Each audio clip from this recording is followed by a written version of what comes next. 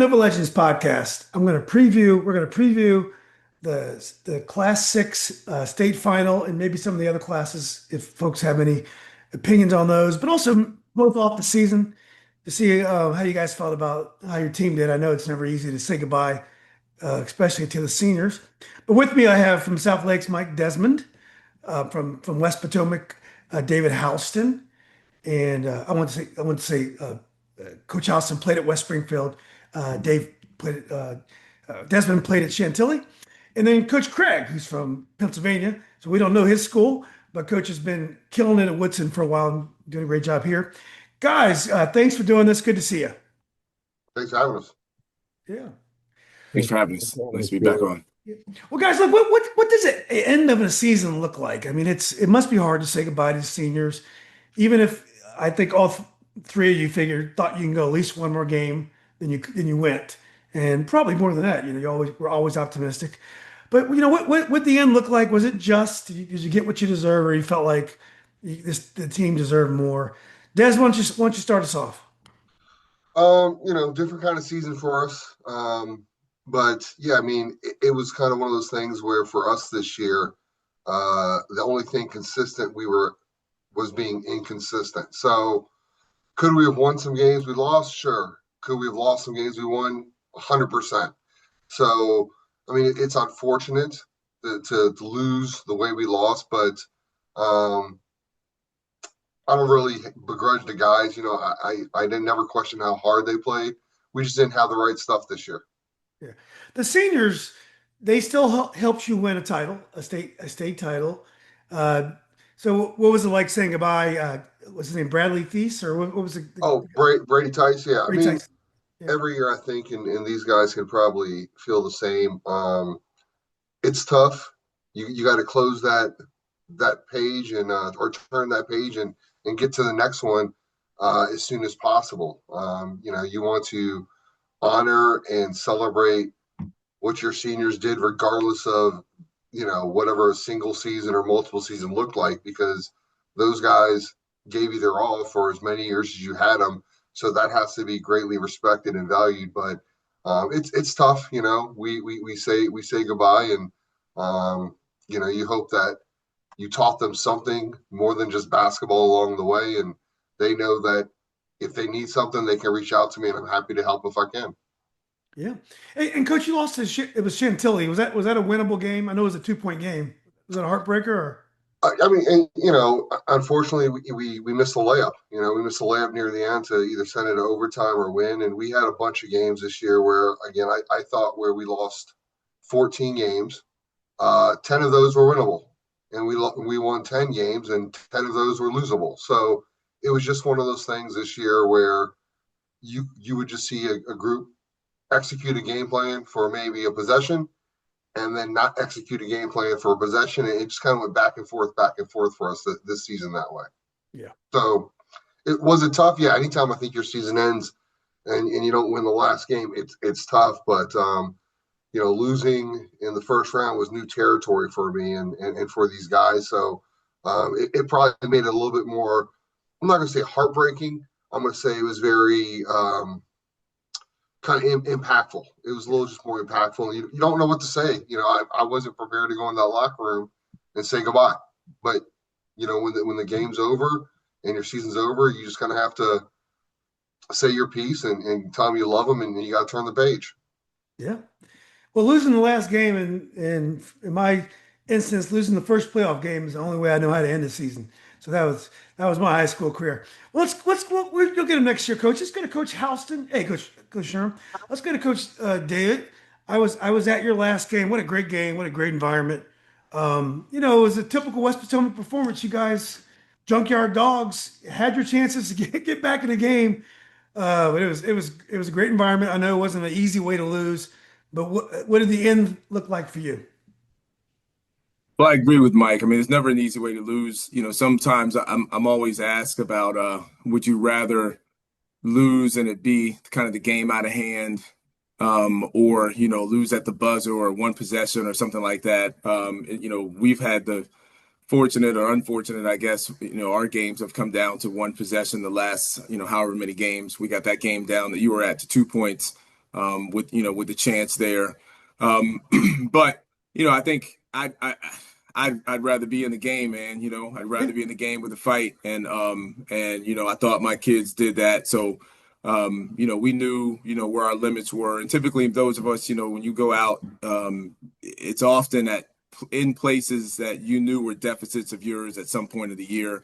Maybe you got away with it here or there, but the higher you go, your weaknesses. We struggled to score. We went through lulls to score, and we had a chance to come back there. But I mean, the locker room, it's the two worst days of the basketball, I think, are the cut day and the last day of the season, and I'm not sure which is the worst. But it's definitely a challenge, like coming to the locker room and you never have a ready speech. I thought that was a winnable game for us. We were ready to move on, to get ready to go to the Final Four. So we look at the positive. I make a lot of positive reflection. We had 7 seniors out there this year. And there was a lot of really cool positive moments that we had. We had some great teammate moments and things like that. So we try to talk. I didn't win a state title my senior year, so I college or high school. So I know I don't remember much the coach said. It just would sound more wah wah wah when you're when you're a player. It's not a lot going on there. That said, so. I just try to focus on the thing, encourage the young guys to get ready to play. And I think I might have in trouble here. Encourage the guys to get ready to play. And for the next year, the young guys. But yeah, it's a challenge. It's a challenge that only one of us gets to come out of there without without having to give that speech. So it was tough this year, but I like the way my guys fought. And I think in that sense, in your last game, as long as you can look in the mirror and be like, I like the way that we kicked and scratched, we'll move on to the next year. I would say your team plays maybe the hardest on the boards of any team I saw all year. And shout out to your visiting supporters.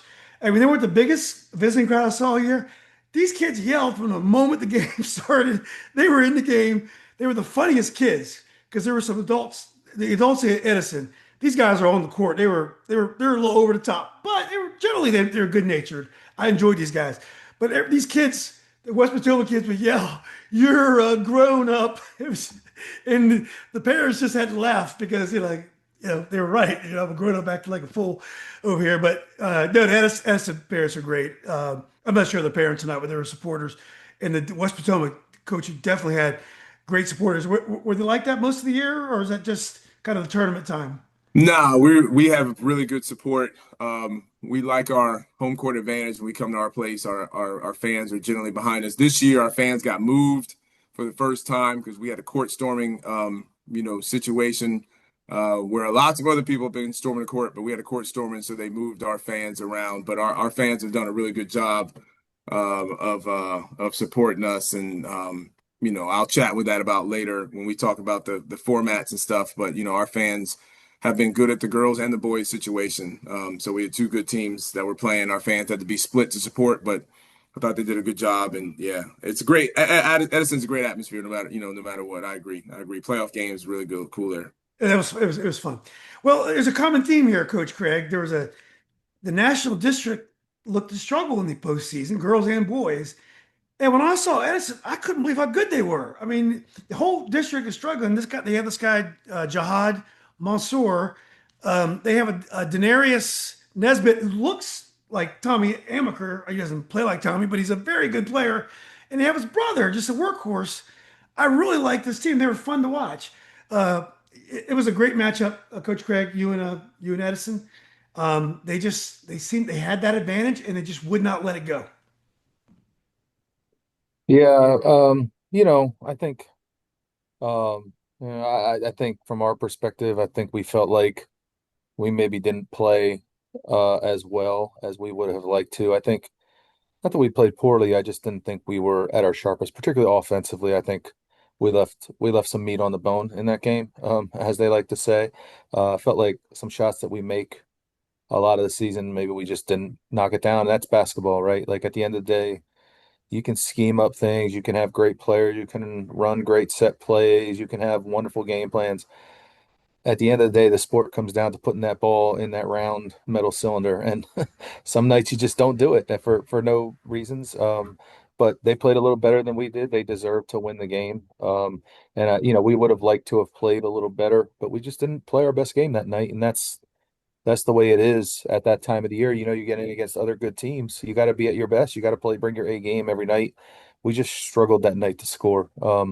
And we kind of struggled in the Fairfax game in the quarterfinals to score too. We didn't shoot it well really all week. It happens. I think the hardest thing at the end of the year is um, you never really I don't know. I don't know how the other coaches feel, but you never really feel like you're going to lose. You're preparing so hard to win, and you're focused on getting your game plan right and executing and doing everything right. It never crosses your mind in all that preparation that it's going to be over. And it ends quickly. It's over like that. And you don't really ever think you're going to lose because you're thinking about, well, we got another game to prepare for. You're just kind of in that mode for a couple of weeks, and then it just ends. So that's I think is the hardest thing for me as a coach to put up with. And then obviously, the relationships you have with your seniors, those guys sometimes they're with you 3, 4 years, 2 years, whatever it might be. You spend a lot of time with them. It's not just, people see the in-season time. They don't see, the countless hours in the weight room you spend with them and on the track doing conditioning and at summer leagues and spring leagues and fall leagues and, open period events and team camps. There's a lot of time that you spend with these kids. And then, luckily I'm in the building, so I still get to see them a little bit, but you just don't see them as much. And that's a big change. They go, you go from being with people for 3 hours, 4 hours a day for 6 days a week. And then all of a sudden, you see them once a week in school and it's like in passing, it's like, hey, or they stop by your room. Hey coach, what's going on? It's just different. And I think that's the hardest part is the end of the year. I agree with Coach House, and I think the two worst days of the year, the last game of the season and cut day. And I always think cut day's worse because you just have to deal. You're impacting so many people.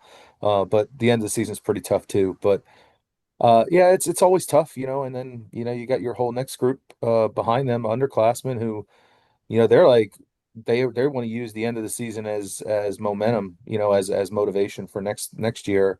And then you got your seniors who are trying to sort through the emotions of having their career. For a lot of them, it's the last basketball game they'll play in. So it's an interesting dynamic. As coaches, you got to kind of juggle two different groups of people. Yeah. Well, Coach. Um, I think it's pretty wide open up here. I mean, Westfield obviously is by far the strongest team. But besides that, I thought anyone could have been the other team from the area in terms of talent level. You guys were definitely one of them. You're a really good shooting team, and if you shoot well against Edison, you take a little bit of the transition away. But you had the best shooting performance in the last minute of a game that I've ever seen. I mean, all of a sudden, I think you were down 11 or 10, and all of a sudden Yeah. you almost, if the ref calls, I don't think it was a foul, but I don't want to call the ref out, whoever it was, but you were a foul away from being able to tie the game up at the buzzer. Yeah. I was trying to figure out what we were doing the first 31 minutes. I don't know what we were doing. That's basketball, right? Like that's just kind of how the sport is. Yeah, it was a different semifinal. I mean, I've coached in a few of those regional semifinals now. It was definitely one of the more closely officiated semifinals we've played in. They called a lot of fouls. Usually it's the opposite way. When you get deeper in the tournament, I feel like they let you play a little bit more. This crew, they called it tight, and they just did. And that's part of the game too. You got to learn how to, you got to just deal. You got to play through the officiating, and if they call it tight, you got to adjust. If they call it loose, you got to adjust. And they called it tight. It was a lot. I felt the game was real choppy. Like it was not a lot of flow to it. Because there was I think I totaled up there was like 58 fouls called in the game, so it was a lot of fouls. But hey, listen, that's the sport. It's tournament sport, and however it is, you got to figure out a way to get the job done. We had our chances, and I thought in the first half, the first quarter particularly, we left a lot of points on the floor. Like Yeah. felt like at halftime we should have had a larger lead than we did. And we just we kind of left them in it, and they had a nice third quarter, and we just never were able to get it back. Yeah, Coach, I always talk about it. They don't call travels anymore. All of a sudden, the travel and the carry made a reintroduction into your game. That was the most I've seen called all year. That was interesting. But we'll get shout out to those seniors, Ryan and a couple of the other guys. I've really enjoyed watching them play. I know they're disappointed that they didn't go back to state, but at least they went there once, so they have that and had a great performance down there. Well, Coach Sherman, welcome. And I watched the fourth quarter. We're all watching that game, and I saw that you guys were ahead most of the game. Lansdowne, I mean, other than Westfield, they were the favorites probably all year round, and it looked like that was a game that you could have won. Why don't you tell us a little bit about that game? Oh, well, it's one of those things that the only team that's going to be happy at the end of the year is the team that wins their last game. So, we all strive obviously for that ultimate goal of trying to get there. Contrary to proper belief, I guess, from what Julian was saying, I think that, everybody talked about Landstown and Westfield, and I'm pretty sure we were in those conversations as well. Oh yeah. But it was just one of those things that I thought that we did an excellent job of executing the game plan in place for 3 quarters. And the fourth quarter, we just did not. We did not play well. We didn't execute things. We didn't get good shots on the rim. They made a lot of really tough shots. That's what I felt. I felt they made some tough shots. And, credit to them. And I know I talked to Carlos about this. He said, I just thought your seniors. I said, well, we did have some seniors, but my seniors are no more experienced than his kids because they've been playing the same amount of varsity games. So, and they've been in our gym. So it wasn't something where it was like, man, they're on the road, they're young. Like he has a very experienced group of kids that have played deep into the postseason already.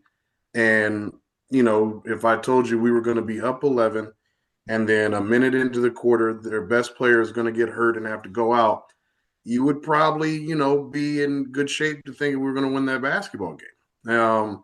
But what, you can account for is that his sub goes 4 for 6 from 3 and scores 14 points. And that kid hadn't scored 14 points probably in the last 3 weeks total. So, like I said, they made shots, they made plays. We did not.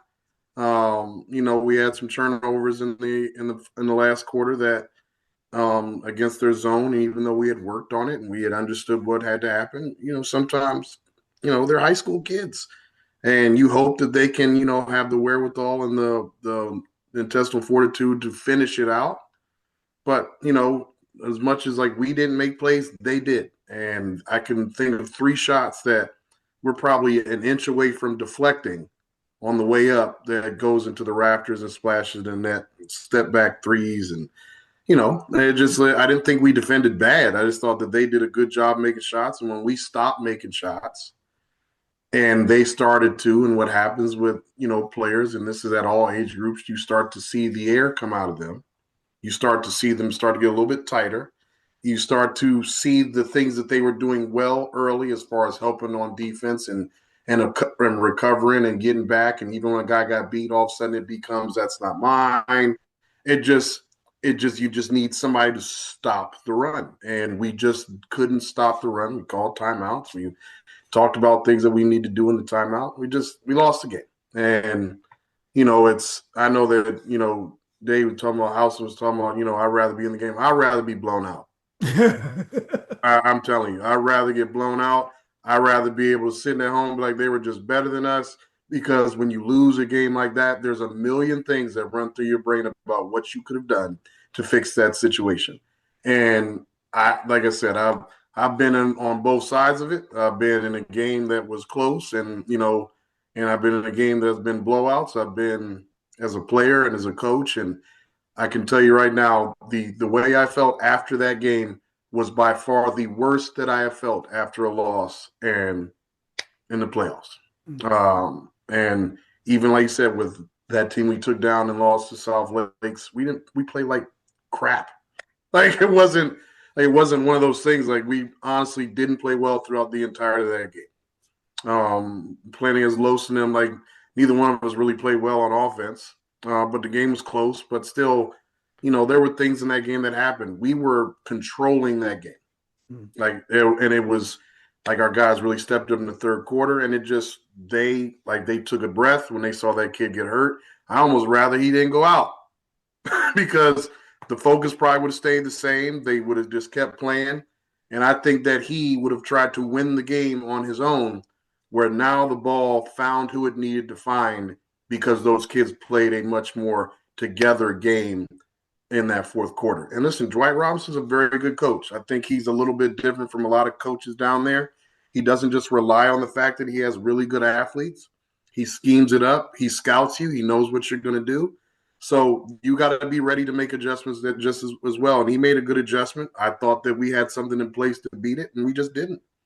So, I sound a lot different than I might have did maybe about 4 or 5 days ago talking about this. But, it's one of those things. It just wasn't our time to do it. We're going to keep plugging away at it. I think that, from a program standpoint, we've been one of the most consistent ones of having a chance each year of being in that spot to do something. I just hope that at some point in time that it happens, and if it doesn't, I'm going to just have to deal with whatever comes of it. Yeah. It's like you like to win, but like I said, I got to go watch 3 of our players advance to the Sweet 16 for Division III basketball. We got Trey Nelson's first team all-league. We got Isaiah Vick, who's all-rookie team. So I don't ever win a state championship. We've done a lot of winning in other places that other people might not have. But as far as the end of the season goes, it sucks. I like to pretend that the season's not going on for anybody. I'm on this podcast because I feel like it is a responsible thing to do and not avoid the things that we need to talk about. But I am not going to watch the game. I am not going to check the scores. I could not tell you anything that happened in any of the games in the state semifinals other than what people have told me. Good luck to Kevin, and Dwight's a good friend, but I hope both of them figure out a way to lose the basketball. And they install Patriot as the champ. Well, hey, Coach, how'd your seniors? You had a historic class of seniors. How they take it? Tough. That's the hardest part. I know guys talk about cut day. The end of the season's way tougher than cut day because let's be real. At the varsity level, kids that are getting cut know they're not going to make it. Like it's not a secret at that point that who's probably better and who's not. But I think the end of the season, just the finality of it, and like Doug said, you spend so much time with these kids, and it just becomes a situation. Like at least I work in the building too, but you don't see them the same. They're not in your classes, so it's not something where you're going to spend a lot of time with them. You're still talking to them, and then you got to get together at some point and meet and collect locks, and this is a whole bunch of sadness. You got to make a whole new group message and take them out of it. You know what I'm saying? So it's just a whole lot of things that go with it. And they're thinking of everything they could have done to help you win, and they're blaming themselves and really because they're super invested in, they've worked so hard for that goal, and to not get the goal that they wanted, it hurts. And so you got to be, a big time counselor in that while you're starting to deal with your emotions of what happened with that game and what you could have done to change it. But at the same time, you got to make sure you're there for those young men because you've been in those positions for us as players. It feels so real and just done.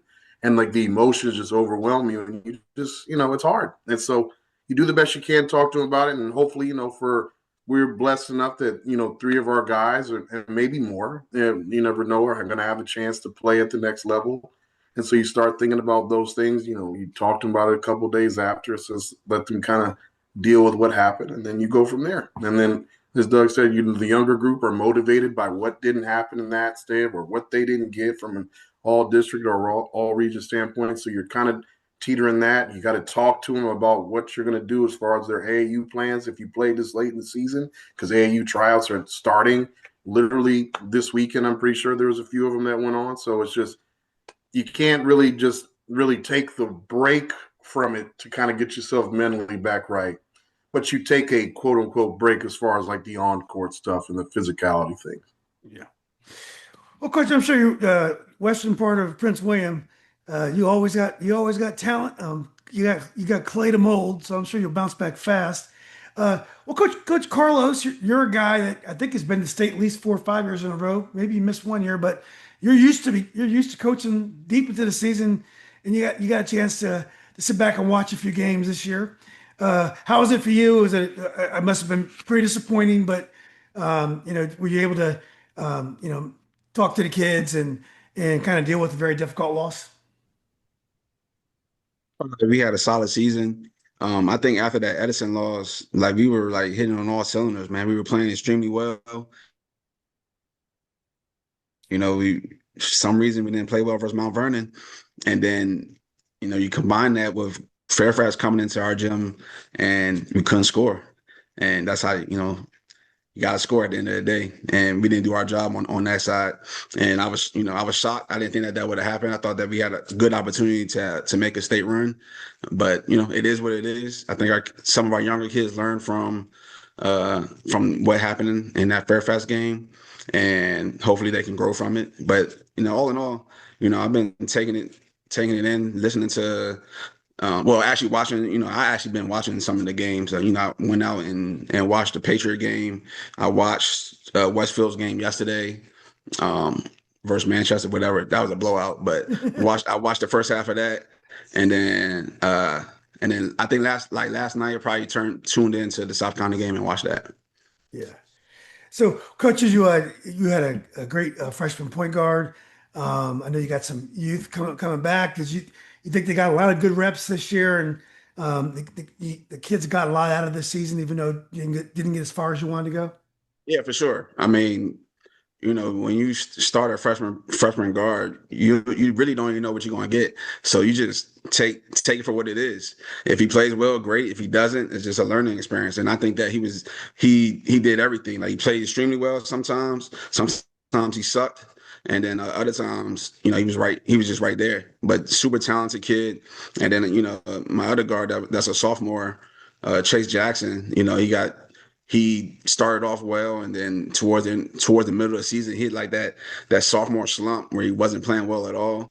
And I took him out the lineup, and he struggled with that. So, and then towards the end of the season, I was able to put him back in. So I was happy that it ended on a high note for him, because he started playing well towards the end of the year. And then you got some other guys that's going to come and help us. Hopefully, can restore the faith into the Hayfield basketball. So we'll see. Coach, were you surprised that Edison played so well in the postseason? Because when I saw them play, there's nothing flukish about that team. They have some talent. Were you surprised they got as far as they did? I'm not surprised. I'm not surprised because they got, you got the Denari Nesbitt kid who can really fill it up. It's a hard check. And Jahad, who played extremely well in the playoffs.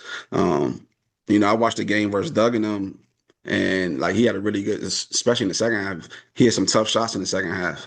And Denari didn't take bad shots how he normally does. So, Trey had those guys rolling at the right time.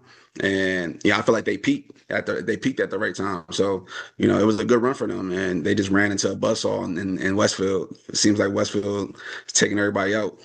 Yeah. No mercy. Put them out hard too. Yeah. Well, but that's what you want, though. They playing well. No, I said that's what you want. Yeah. Yeah. They're not leaving any doubt. Well, guys, let me ask you about the way the format is. Now, I don't like all this home court stuff in the playoffs, but Mike Desmond, you guys were at home for most of the postseason. The last 2 years worked out great. It's nice not to have to travel. Lansdowne had to travel twice last week, which is tough. You get the referees from the local association, which I think is a really bad idea. As a referee, I have a relationship with that one school, and these other schools, I might not ever see them again. It's just, you don't want to put a ref in that frame of mind, because if it's a 50-50, you just you don't want to think that way, but it's just the way incentives work. I think my refs do the opposite on purpose. Well, but that's not helpful either. That's not helpful either. So times, just they don't want to seem that way. But right. So, but that's why you want to take the whole conflict of interest out. I agree with that. So anyway, let's talk about does the format work with all these home sites, no neutral sites, and also the local referee associations? I want to talk about this first, because this has affected us more than anybody else. They don't rotate the matchups enough. I have had to play Landstown 3 out of 4 years in the quarterfinal. And somehow Mike's district or region never has to travel outside of Northern Virginia. I don't know who's in charge up there that they have gotten that, but how is that possible? That A and B are matched up with each other every year and have to do the most traveling, and a region has not traveled. I can't remember the last time that they've traveled. Somebody can tell me. I mean, we went down to VCU twice the last 2 years, if that counts. You know what I mean? You know what I'm saying? Like, you know what I'm saying? But like, you guys have not had to travel for a road, a legit road playoff game outside of 20 minutes from where you guys are located. And I don't know how that's possible. You know, and I'm not making excuses because we won one, so it is what it is. But how that doesn't rotate, I definitely agree about the neutral site and refs situation. I haven't had to deal with that as much because I've been at home, you know what I'm saying, getting the 1 seed, which is why we say the regular season is important. But at the same time, it would be cool to have a site to be able to play our games at. That way you can kind of go watch more than one and everything else. But yeah, I don't know. I just don't know. I don't understand how they do the brackets and who decides that this region just is not going to ever have to travel. Didn't Class 5 play the Final Four at Norfolk State or somewhere? Where'd they play? Class 5 played at a college, right? Norfolk State. Yeah. Yeah. So, Mike, you got called out. Do you think they should cross bracket or whatever? They should move the brackets around so it's not always A and B and then also C and D? I mean, I thought, and I remember talking to Sherman before the season started, I thought we had the beach. You know, I thought that was the matchup, the way that based on who we played the last previous years, I thought it was our turn to play the beach in the first. It should have been. It should have been. I don't know how they do it. I would like a neutral site. And I'm also like, am I going to sit here and say, man, playing at South Lakes was an advantage? No, I'm not. It was an advantage, but also I wouldn't sit there. And if I went on the road and lost, well, then we lost, you know? Yeah. I think, and I said this, I think last year or 2 years ago, Julian, you can't be a coach that cries about it when you lose and then defends it when you win. You know, home, neutral, whatever. I mean, I don't know. I don't know where a central site would be. Like, I could care less. Yeah. I mean, I've been on both sides of it too, so I get what you're saying. I just don't. I just would like to see the brackets change. Like I said, it didn't affect us here. Like I said, we had to play Oscar Smith 2 years in a row as well. You know what I'm saying? And just the way I don't understand how like that 6D never travels. That's what I'm saying. I don't years ago it definitely used to rotate. So it sure, I mean, that doesn't make it's been any like 5 sense years that, straight that I know. it doesn't make any sense that it's not rotating as much now. Yeah. I certainly think that first round states should be at the home site because that's a region championship team.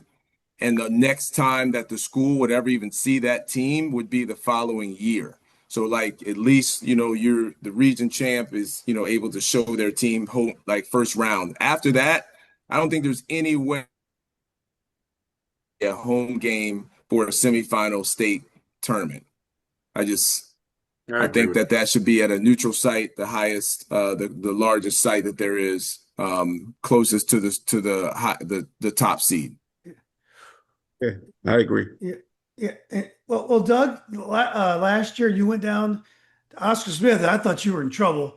I invited the Heritage coach on today, but he says it wouldn't be good for him to come on the show today, so he declined. But you went down to the 757 last year. You were able to get a winning, and I would have thought that would have been tough. They were going to not let Woodson leave that parking lot with a W, but you were able to do it. Los did it 2 years ago. Yeah. I'll be honest with you. I think our format sucks. I think the home courts are ridiculous. I mean, first of all, we can't host in the state tournament, so we could be undefeated, 32-0, 1 seed, and we would have to play the neutral because our gym's not big enough. If you're gonna have home games, have home games. But I think home games are ridiculous. You know, as you said at the start, I come from Pennsylvania, Julian. They have a 32 team state tournament. And they do home sites in the first round, in the round of 32. After that, everything is neutral, which means they're going neutral in the round of 16, round of 8, round of 4, and then the final is in Hershey Park Arena in Hershey. I think it's ridiculous you get to a state quarterfinal and you're playing on somebody's home floor. I think it's ridiculous. With all the facilities we have in this state that can host a game, that you're playing on somebody's home floor. I got no problem. A 2 seed from our region is traveling to a 1 seed from, Sherm's district, but we play closer to them. Maybe if let's say it's us and Sherm, maybe that game is played at Battlefield, but it shouldn't be on Sherm's home floor. It could be closer to them when we go down to the beach teams. We could play down in the beach somewhere, but it shouldn't be on their home floor. The problem is we don't know when it's going to happen. Like, because if you were like, I'm talking about the first time we had to play Landstown, we played at Gainesville, right?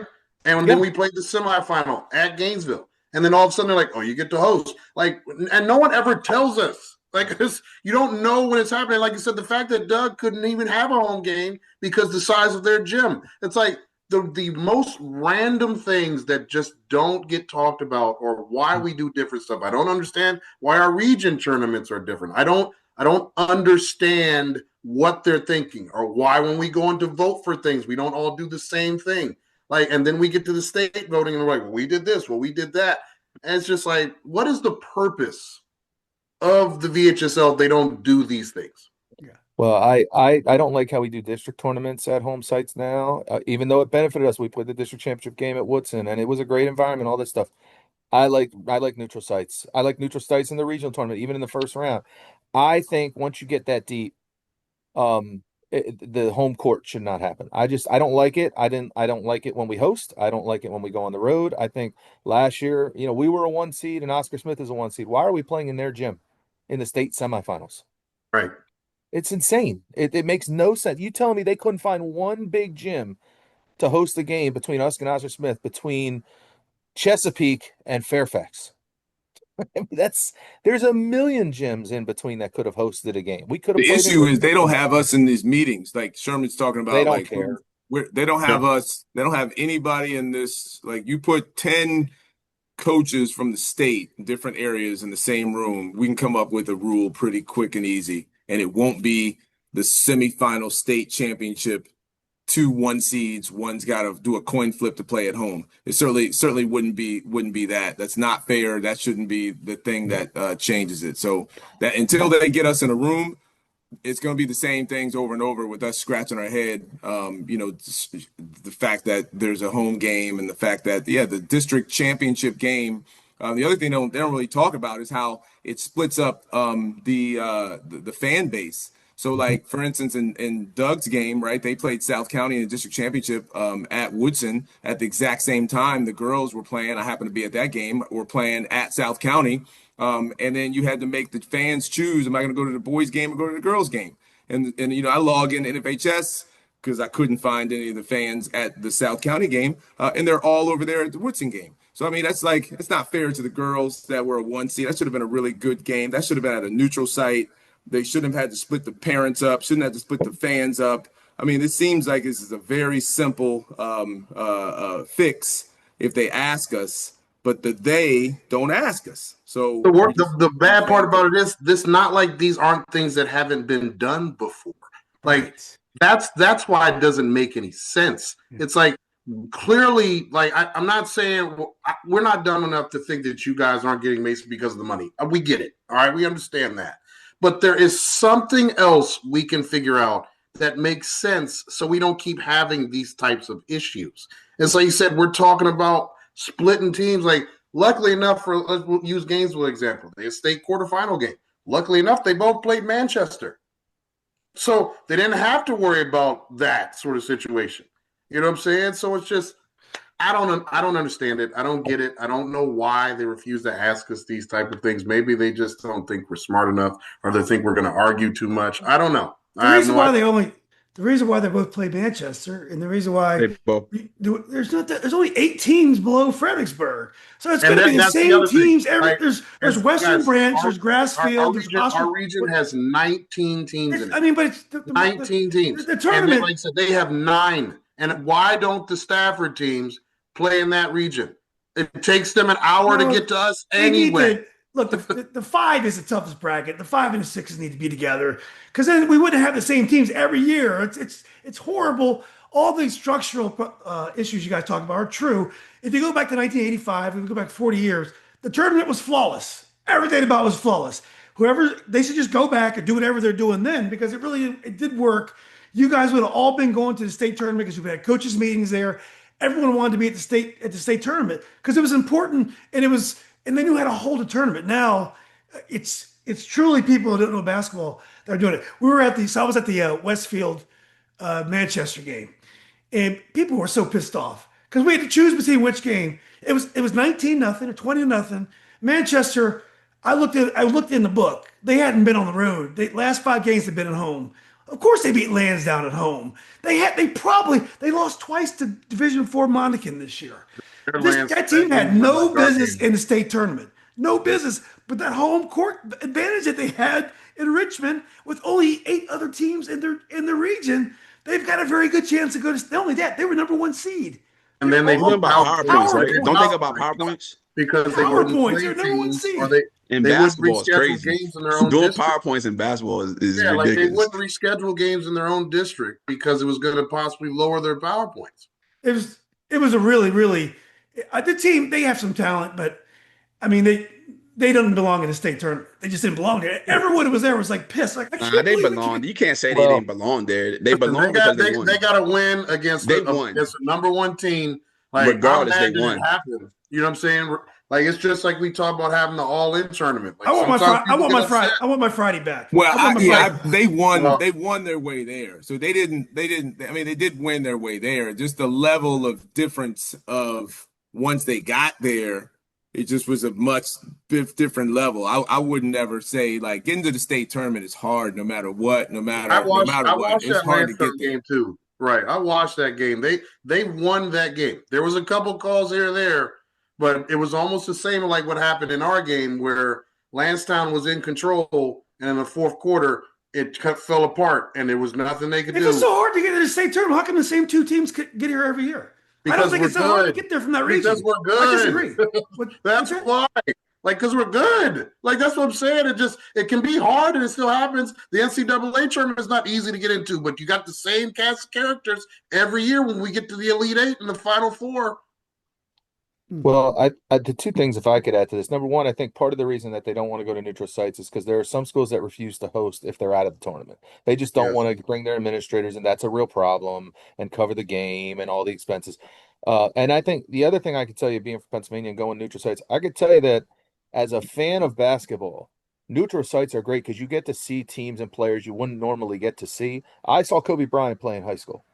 He came from out of Philly. They played a team from way up north of us. They played, and my father was the athletic director. They played in his gym in the state tournament. That was pretty cool. And this was pre-internet too. So like we had heard about Kobe. We never saw him play. But we got to see him play. If you had taken that Westfield and Manchester game, maybe played it down in Stafford, some of those people in Stafford could have got to see Westfield play. Westfield's a hell of a team. And if you want to grow the game and grow the sport and get more eyeballs and get more people in the seats, maybe take some of these marquee teams and players and take them on into neutral sites, into areas that don't get to see it. I think a lot of people around the state should see Damian Robinson play. He's a hell of a player. Like, he's a great player. But, he plays at home or he plays on the road. Why can't the South County Landstown game in the state semifinals be played somewhere in Richmond? So those Richmond people could get to see Damian Robinson play. That would be a great. Plus, it's a reward for your kids to be able to go on the road and play outside of your gym. South County didn't get a chance to leave their gym in 2 state playoff games. They played at their gym.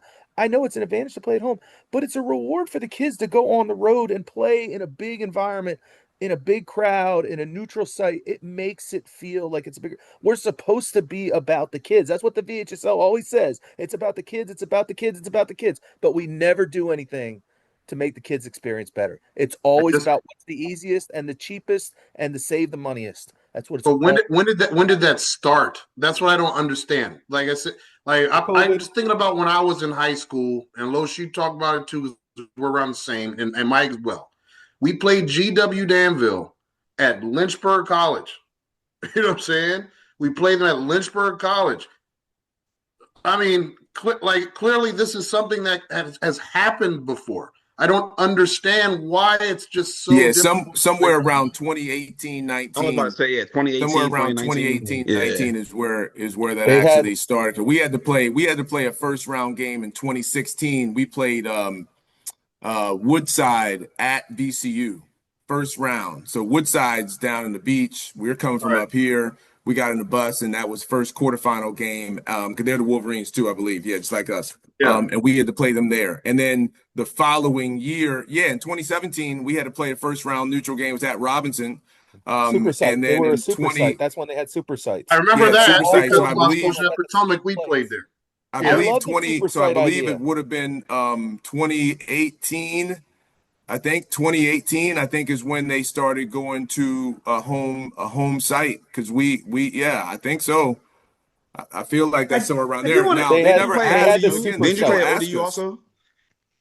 huh? Didn't you play at ODU also? No, that was West Springfield had to go there. Yeah, We, actually, West we Springfield had to did that travel to in ODU. We had to 2014. travel to VCU. They played at William 2014, Mary. Okay. we I think West played You're right. Maury Yeah. at Potomac. We played Maury at Old Dominion. That was the year they randomly decided to take out the state quarterfinal.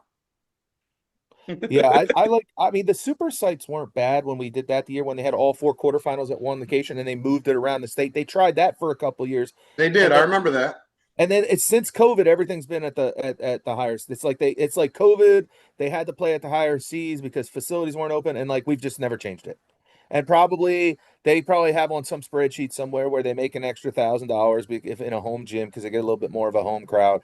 But they've killed I think, I don't want to hear it's about the kids anymore. I really don't, because nothing we do is about the kids. I thought it was pretty cool when we played in a state semifinal against Henrico back in 2012, 2013, at VCU. We Mhm. played the semifinal at VCU. We Yep. played the first round at Robinson against Battlefield. We played it, halfway. We were the 1 seed, they were the 2 seed. I don't understand. It was a neutral site. I do not understand why they've gotten away from it, other than schools just don't want to host. They just don't want to open. Any Hooper, Doug, any Hooper knows, man, there's nothing better than tournament, getting on the bus Yeah. with your team, pulling up to the school with your gear, coming in the building and seeing the other team and the buses do the same thing. And every Hooper knows, like even in college, that's the coolest part of college tournaments is like everybody's playing at the one site. So like, And yeah, right. they're not asking us what's better for the kids because certainly the kids would love to get on a bus and travel and do all that stuff. So And yeah, at that it's point, not they were about them. giving you the actual program in the state quarterfinals. So everybody that's put into the program, so you can see it in live time instead of it just being like, here's this program for the state championship. Why do I care about these other teams? They're not here. There's got to be a reason. There's got to be an internal reason that they're not doing it. I don't think it's that they don't like basketball. I don't believe. I don't think it's nefarious. I just think it's probably easier to do it this way, and so they're going with the path of least resistance. I think it's cheaper. That's I'll usually get what it Ty comes down Gafford to. on, man. Had him tough Exactly. conversations. Yeah, he didn't accept my friend request. So no, when I was in the 80s, I would go to the state tournament, watch every single game because they had the A, double A, triple A, and then the girls triple A. The girls single and double A played in the fall. So I'd watch every single semi and every single final, and everybody was there. Now, again, it's very hard to run a tournament with so many classifications, so many teams. You got these home floors. I will say, I live in Loudoun. These 8 and 9 team regions, Stonebridge had a hell of an upset at Albemarle. Shout out to Stonebridge. The girls team that was 3-8 started off the season. They got to the state as well. But those small regions, when you're on your home court, it's not the same advancing to the state when you're somewhere else and you're neutral courts or your bigger regions. It's a different thing. I, I love the teams in Loudon. I went to all their games. It's not the same thing when you're in the 6A with 8 and 9 teams. Those teams are great. Don't get me wrong. It's not the same thing though when you can play at home, win 2 or 3 games, and you go to state. That's different than what we have to do here. And I don't think it's fair. I think they should try to get the same number of teams in every region. Hey, Julian, I do know that there is a push amongst a group of DSAs to take the state back down to four classifications and get away from 6. I don't know if it'll actually pass because the smaller schools tend to vote in a block and they want the more classifications because numbers wise, it's hard for them sometimes when they group them all together. But I know there is a push amongst certain groups of DSAs to try to go from 6 classifications down to 4. I saw that plan. The problem with that plan is they want to combine 1 and 2. Those are the ones you got to keep separate because those are the ones that are most compromised by enrollment size. It's the 5 and 6 you can collapse, and then you can. There's other things that you can do and would make the game a lot better. Guys, I want to do one thing real fast. I'm putting together all Nova teams, and you guys can abstain and not talk about this online if you want. But if you want to, just talk about some of the players. Nothing negative about any of the players. Just keep it positive. But the three players I think are locks for all Northern Virginia are Ryan Brzezinski, Colin Bird, and Jamon Price. Jamon's from Westfield. Stop disrespecting my point guard, man. Oh, no. Well, to me, those three Division I players to me are a lock. Those are a lock. Now the other two, I like to hear arguments for the other two. Well, who's Javon Price? Jamon Price. I know Jamon Price. I don't know who Javon Price is. Jamon Price. Yeah. Well, give me. Well, coaches, you mentioned your point guard. Listen, I'll say it. There's not a better public school point guard in Northern Virginia than Elijah Gaskins. It's not. And I feel like I've seen enough of it, and I've seen the other ones. This is no disrespect to any of them. I think that he has shown that he is that. And I know that we bias to our guys, but Sean Madrigal was 103 for 200 from 3-point this season at 52%. I have never in my life seen somebody shoot the basketball like that. I just haven't. And everybody knew he was going to shoot it. It wasn't a secret. So you guys can tell me somebody that took 200 threes and made 103 of them in a high school season. So you're going to put both your two players on the starting five? I'm just saying. If you can tell me, you can talk to the Tuscarora kid. Did you say him? Did you mention him? Said him. You know what I'm saying? Bird, Brzezinski, and Jamon Price to me are we're talking about the public standouts school guys. I know that we didn't win, but they didn't either. There's a lot of good players. You know what I'm saying? But it's really hard to argue against those two because I think those two. You're saying both of them should be on the first five? I think those two could possibly be all Met level kids at first, second, or third team with the seasons they had. Anyone else want to talk about some kids? How big's Northern? Say the other two kids, Loudoun and Prince William. What's that, Coach Carlos? No, I was saying I would add in the Sokol kid, Johnny Anderson, Johnny, and Elijah. Those would be like my top 5. Five. Any 6s and 7s that are close, or you want to just stay with 5? I think the kid from Lake Braddock should be talked about. He's pretty freaking 6. I would add Nate. Yeah, I would add Nate. I mean, he got player of the year in our league in our region over Johnny, and I think Johnny's great. But I still think that was BS. But okay, okay. Personally, the kid's good. The kid's good. The kid is good. You also have to remember too, when we vote on all district, we do it before any of the postseason stuff starts. So Johnny has had a great postseason. That has, in my mind, elevated him over some other guys that he was close with in the regular season because he's played better in the postseason. I mean, he's great. You didn't think he had a great regular season? He was good. I wouldn't say I would agree. I don't ever like it when people vote all district after during the postseason or after the postseason because the postseason influences it. Yep. I think the regular season should be on its own merit as a regular season. I also think the regular season in conference, when we do somebody might have gotten 30 or 40 out of conference, but in conference, maybe they didn't get more than 4 or 8 points a game. I thought that was a valid vote. I think both of those kids are really good. I think Johnny, I think he improved as the postseason was going on. I think every single game, I think he got a little bit better in the postseason, which isn't normal. Most people kind of cap out. So I think that was really good for him. They need to bring back the all tournament teams. Yeah.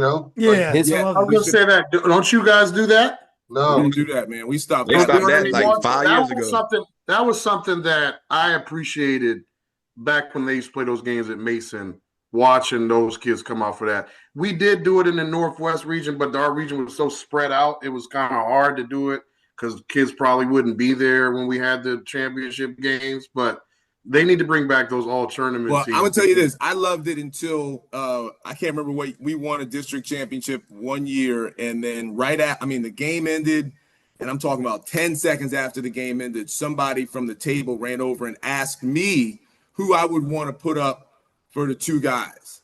Like, we just won, right? So they asked me. So that let me know, who is this committee of people Right. all these years that's been voting, this all conference. But I've always appreciated the tournament team, all tournament team, tournament MVP. I realized they started like almost trying to make it, each team has to have one guy, or you got to have two guys from the champion and all that That's stuff. bullshit. And I didn't like, once I found out that was happening, then I was like, oh, that kind of, in my mind, kind of dilutes a little bit of what it was. But I thought those two kids we're talking about, I thought it was, fairly even. I thought, McComb, I thought, he had a really good year. I thought he was a good cover. I mean, I could see both of those kids in that list. I don't know in the top 5, Julian, but I think both of those kids should be, in the top 7. If you're going to play 7 in the playoff, yeah, put them in it, both of them, I think. Well, Mike, did you want to add any names? No, I mean, look, I think what's interesting about this conversation and not to be controversial, Doug, but like I've said this all year, okay? Everyone sucks this year except for a handful of teams. Like, everyone did except for a handful of teams. So now we're talking about an all Northern Region team. The top guys are clear. You want to go 1 through 4? Sure. And then if you're getting to you get to that next tier, it's hard to separate because everyone's kind of the same. I don't know about like you guys, but like they send the voting thing out, to start the year, like who do you rank or who do you vote for? Well, I had 3 teams all year. I said, in no order. I said Patriot, Westfield, Landstown. They're really good. And then you have some other people that could be good, but they're not on that level. And then everyone else sucks. And I think when you're doing an all tournament team or an all Northern Virginia team, I don't know, I'm gonna run into the same problem. I have no problem saying the 3 guys you said in Gaskins, hands down. Okay, cool. Who's the next 3? No idea. No idea. Well, there's a kid from Garfield, right? Not a bad. Yeah. Listen, I think JJ need to be in there as well. Like he is he's very, very good. I do. There's a kid from Garfield. I think he's good. And let me ask you about a kid from Stafford. I think the light skinned point guard from Stafford. Listen, I'm gonna say this because we were talking about this in our region meeting. I have never seen the kid actually play basketball because every year his team is not good. This is the kid that they be giving the player of the year. I'm not yet, but his sophomore and junior year, he was player of the year down there in the district because he gets 20 a game. He gets doubled. We played him in like game 3. So before the season got out of hand and you're now, losing a bunch of games. I mean, young boy could hoop. That's what everybody says. I mean, like he could. That's what everybody says. Like not necessarily needing the scheme, but get this cat the ball. Yeah, and he was a hooper. Right. They said he sees boxes and ones, double teams all season, and you still look in the box score, and he got 20, 25. So, like I said, everybody says he's a really good hooper. His team wasn't around him, wasn't great, and they didn't have much team success. But from what I've heard, I've never actually seen him play basketball. So I want to say Colin Stenberger, Isaiah Brown, to me, deserve mentions. Heritage has a player named Mason Miller. Heritage is very tough because they're very balanced. But I think Mason's going to he's 6'4", 6'5". Hey, we just talked about inclusion. Okay, we talking about the top kids. We don't have to start naming everybody. Well, like Mason Miller's not everybody. Mason Miller's not everybody. He's a very good player. I got you. There are very few players I would take over Isaiah Brown and Mason Miller. I think both of them are fabulous. The few we talk about are the ones you've already mentioned. What's that? The few you would take over them are the ones you've already mentioned, is what I'm saying. Like, well, but I think they're in the conversation. Those kids. I think they're in the conversation. I think there's 3 players to me. The Division I players that come to play every night. I think they're easier ones. They're just easier just because of their pedigree. I don't necessarily mean no one else can be there, but those 3 are pretty easy. I'm just saying the rest of them. There's at least an argument to be made for those 2 spots for other players. I'll throw a guy out there, man. I thought the kid. I don't know how well they used him and all, but big boy from Mount Vernon could play, man. He was a good player. O'Neal's tough. He's a good player. Like just a flat out. I mean, he moves well as an athlete. He's really tall. He jumps well. Like I don't know why they didn't throw a lob to this cat every single possession. But like it's been a while since Mount Vernon's had a guy like him, and yeah, he was pretty good. Brook Point got a big boy that's pretty good too. That was a double kid. That's like 6'8", big boy. So 16, 11. I mean, there's some other guys you can lump in with that group that we're naming now. I mean, I think Trey Leonardo Right. Marshall had a really good year. Yeah, Is a Trey really Leonardo. good player. I think Ryan Corralo for us is really fucking good. I mean, he's as good as some of those guys from Westfield. He just doesn't have four other dudes around him like they do. Like, you got to take that into effect. When you got five studs on one team, well, shit, guys are going to put up numbers because What's that? they don't get a lot of attention. I see that. Me and Carl were talking about this We the had other a, day. yeah, also right. they No, have to Mark, share. you're right about that. But sometimes when It you're hurts them. It hurts sometimes them. when you're more really than it helps them. sometimes when you're a really good player on a stacked team, you have to give up some of your offense, and you Correct. could Yes, Work exactly. sometimes you could probably score more if you were with a team that was kind of built more for you. Listen. Well, Hey, listen, Stenberger, like really good player. I like Stenberger. I think he can play. We wanted to let him shoot. Stenberg shouldn't be in the. We're talking about top 7 kids. Like he's really good. Like Yeah. I said, I think there are tiers of guys. I think you got those Right, top. I agree. Yeah. That's what I was I mean, saying. Dez said it And then there's best. another group of It's the 6, 7 really, guys. it's the really top Yeah, you ones. got your That's upper that's level. everything. else. Well, Julian wanted to make everybody feel good. well, no. Hold on. Hey, Trevor, you put your whole starting lineup in the team. Because they deserve it. I don't listen. I don't know why people don't understand this. I am the most honest person when it comes to this stuff.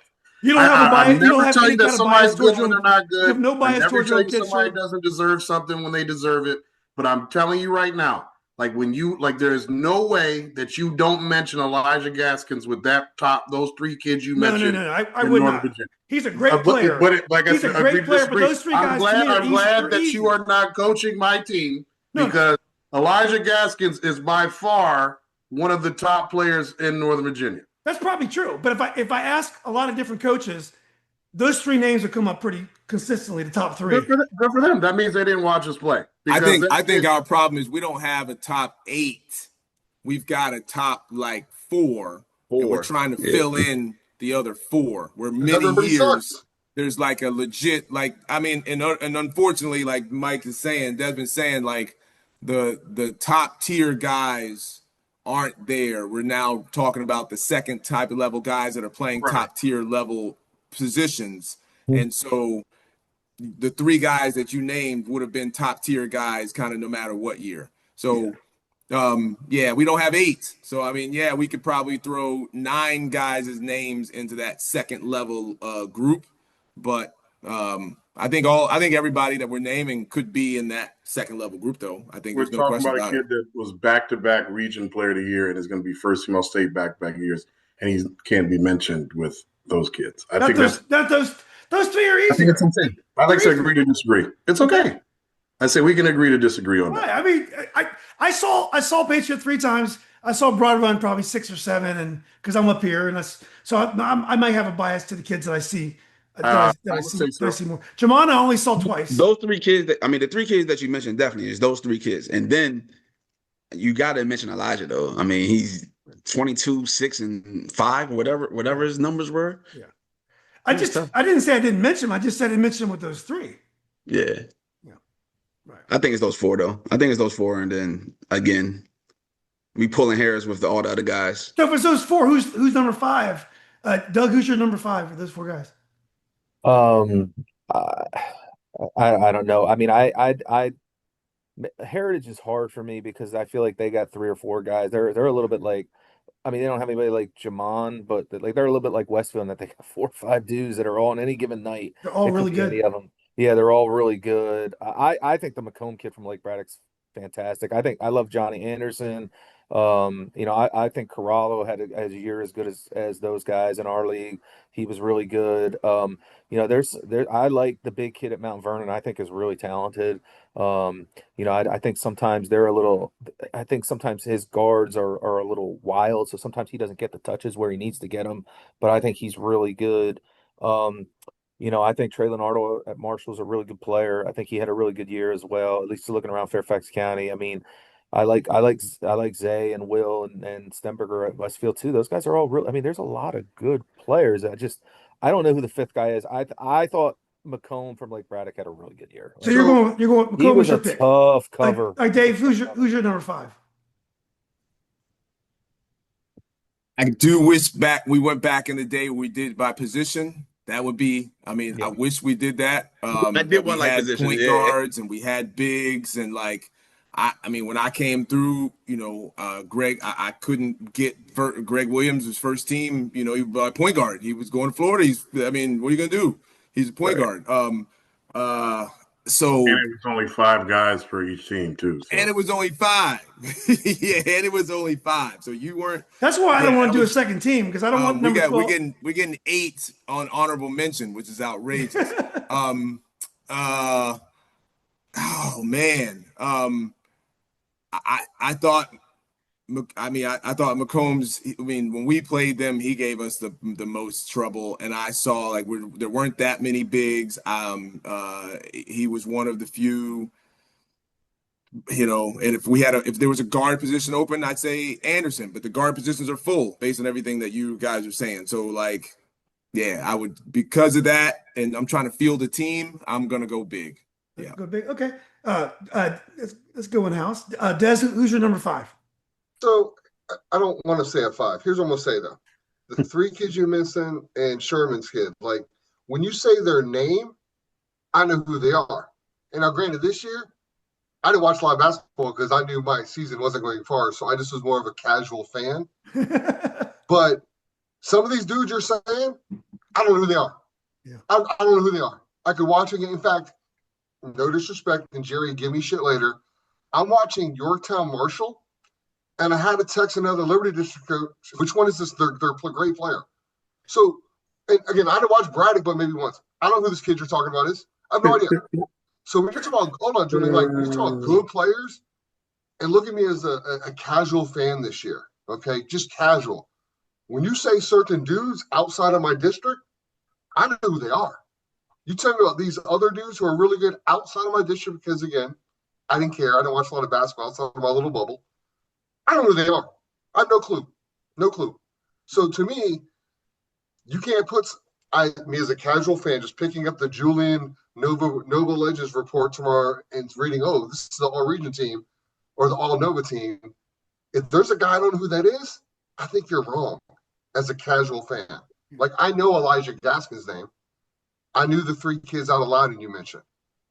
Some of these other dudes, I don't know. I just don't know. Okay. So I don't have 5. Fair enough. Leonardo's an underclassman. He's going to be a tremendous player. So, Carlos, who's your 5th? Johnny. Johnny's your 5th. Sherman, who's your 5th? Sean Madrigal. I mean, I bet you're Or all JJ district beans or something else. or JJ Bell. Okay. Now, I like to make. Listen, I can give my opinion every time you have a joke to make. When I make mine, I think my kids are very good. Like, I'm sorry. What do you want me to tell you? 103 out of 200. Tell me somebody else that has done that. Okay, my 5th is Isaiah Brown. So let's go on to the Lansdowne versus Westfield. Now, You have Elijah as your 4th? me? Yeah. Yeah, he's 4. He's 4. I'm just saying, right? I'm not saying necessarily. I'm just saying if he's 4, my number 5 is. Okay. I say my number 5 is Isaiah Brown. I think Isaiah Brown is a tremendous player. Yeah. I think he plays on cruise control. He plays on cruise control. But I think he's a tremendous player. But I think the kid from Garfield should be one of the in that mention. Yeah, I wish I would have seen him. I heard he's great. A lot of coaches. So which Garfield are you talking about? The younger brother or the older JJ brother? Bell. I saw the older brother, the one that The younger brother was much more impactful in the game with my eyes that I saw. So I got you. I saw the older He's very brother. good too. He's was very Legion good. Player of the Year, right? Older brother is already over 1,000 points as a junior. I'll tell you a guy who impressed me, one of the more talented guys we played against this year, even though we lit him up in the game. The Mac kid from Potomac's really good He's too. very good too. He's really good. He's big, he's athletic, he could shoot, he can handle. He's good too. He's Yeah, scary. I mean, he looks like a ball. I mean, he's a Mhm. 6'5". he can do it he's a all. wing player too. Yeah, But he's good. offhand, I have to say this guy JJ's gotten tons of votes when I've asked coaches. He's very well respected. He's very good. Very He- good player. He's very well JJ respected. Bell is a really good player. Yeah, He's yeah. great, I want to great in the see. open court. What's that? I say he's great in the open court. Yeah, and he's He also puts a junior, pressure on so we'll the get a chance to defense. see him next year. So let's go to Lansdowne and Westfield. Now, Westfield had to play on the road.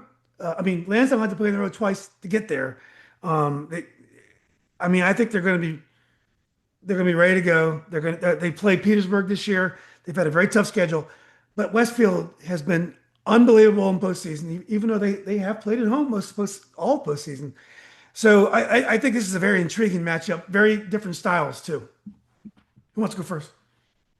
I can go first since I played both of them. It's going to be a very good game. I think that clearly we know that Westfield is probably the most overall talented team that is left.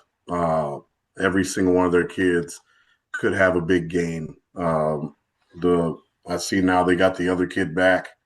That one was interesting. Did anybody know anything about that situation that he just showed up? I saw him in the that lineup. game? I'm just saying. So you add a 6'8" athlete in the mix on top of what you were already doing on a 28-game win streak. The Landstown's really good, and they just don't really beat themselves. Their kids have a very strong understanding of what their roles are, and they run good stuff. They defend. They're just very good. So it's going to be a good basketball game. With the kid being healthy, obviously had 24 points against South County. I'm guessing he's relatively healthy and having a week to get ready for it. I give them a really strong chance to win it, but on a neutral court, it's going to be about the depth and the guys that your subs come in, and them adding the Malachi kid back. I think that he was a little bit rusty though because he hadn't played in a while, but he's a great player. Yeah, but it's, like I said, he just doesn't have to Matthias. screw it up. Matthias. Matthias, He played? not the other one. Yeah, played he played. Yeah, he played. Also, Oh, Mike, I got to edit this thing now. yeah, So it just I like I said, it's hard to pick. I mean, there's a lot of experience between those two. Both have been to that game. Both have won that game. It's almost a toss up at that point if you really think about it. I'm gonna say. I mean, I felt I'm going with Westfield, but I want to see the Damian Robinson and the Malachi. Is that how you say his name? Yeah. the younger The one. sophomore, the two sophomores. Yeah. I can't wait, because I know that they're going to be. Well, I know definitely Malachi's going to be guarding Damian, and I just can't wait to see that matchup because those are two super sophomores. And they only got one senior on their team, by the way. Wow.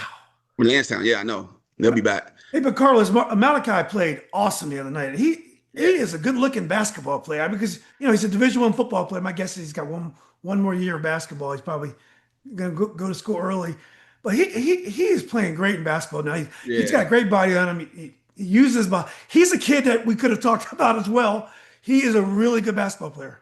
The only thing Just I'll say is that playing on at VCU, and Landstown playing the zone, how they play that 3-2 zone, the 1-2-2 back to 3-2, that if shots ain't falling early, that's going to cause. I think that's going to cause issues. Like I said, I hate going against Northern Virginia, but I think Landstown might get this one, guys.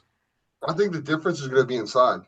I'm not the most three happy coach in the world, but I think teams that rely on the three so much, I think you can get you in trouble when you play at VCU. I think you win at VCU with paint touches and paint points and creating that way.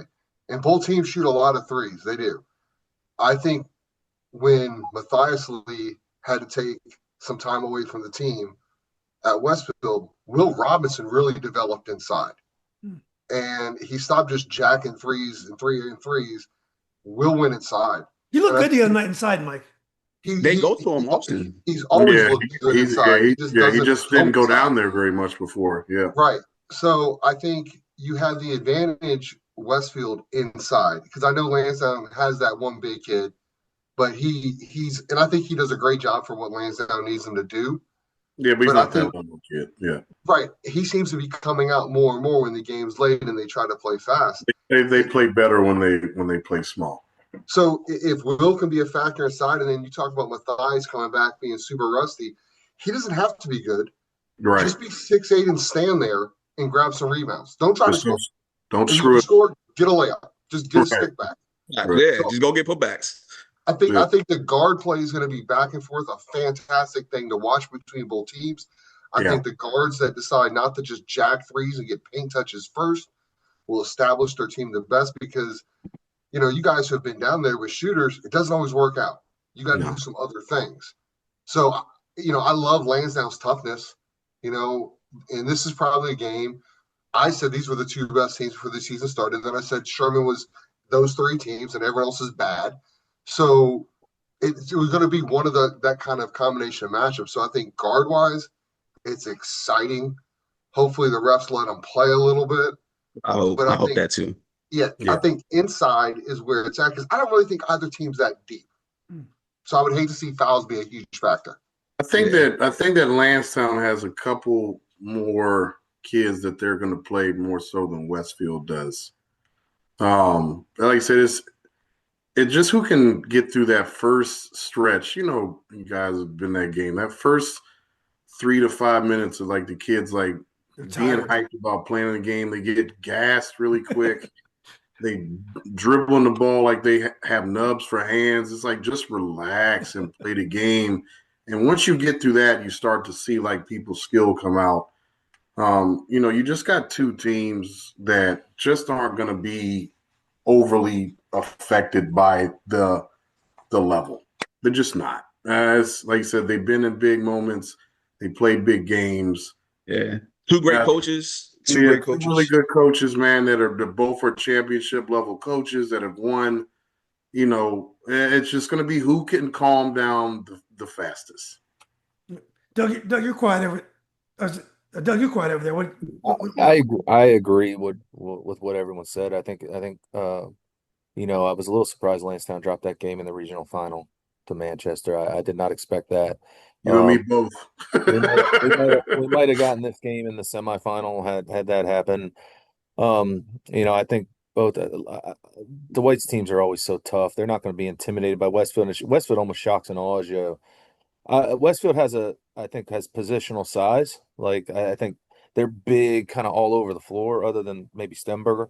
But they got size and length and athletic ability. They almost like overwhelm teams. Like I thought that's what happened to Manchester. They just first quarter was almost like, my God, these guys are big and fast and athletic. They just didn't have a chance. I don't think that'll happen to Landstown. I think their kids are tough and they can play. They got kids that can really hoop. When it really comes down to it, though, when I look at these teams in state tournament, when it comes down to it in the last 5 minutes, I tend to go seniors over underclassmen because I think seniors sometimes find ways, because they know it's their last time. They tend to be sometimes a little bit more mature and the most. I know Dwight's kid doesn't play like a sophomore, but I just think sometimes the seniors, when it really comes down to it, sometimes they get it done. That's where I think I give the edge to Westfield. I think Westfield has a little more size as well, but it wouldn't shock me if it went the other way. But I think Westfield will win the game. I think they've been they haven't tripped up really all year, and they've played pretty well. They seemed very, very focused to me. They got that scare from Marshall.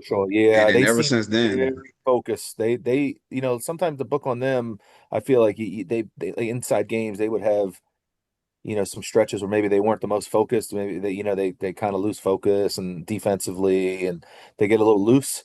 I did not see that the last couple of games. So if they're playing that way, then it might be tough. Yeah, they're tough.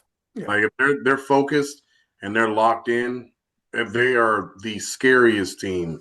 Yeah, and it won't be close if that's the team that shows up at VCU. You think they were born? Yeah, I can't imagine that they won't show up focused. That would be. I did see a game earlier this year that they looked kind of like they looked disinterested and just chucking up threes every single guy. I certainly know going down to VCU, like high school kids get screwed up by shooting from the college 3-point line, and then 3-point percentages go down.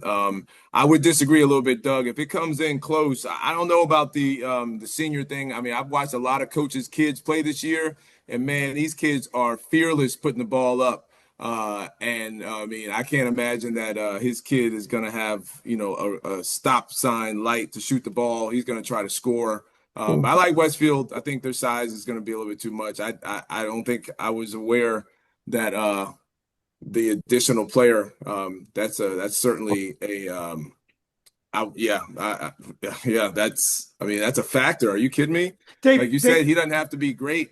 Just stand, and you got to factor in just on the court. You got to put somebody in to kind of match that size. It's not you can't just put this random dude out there. And Landstown has some size, but I was going to say, I was surprised.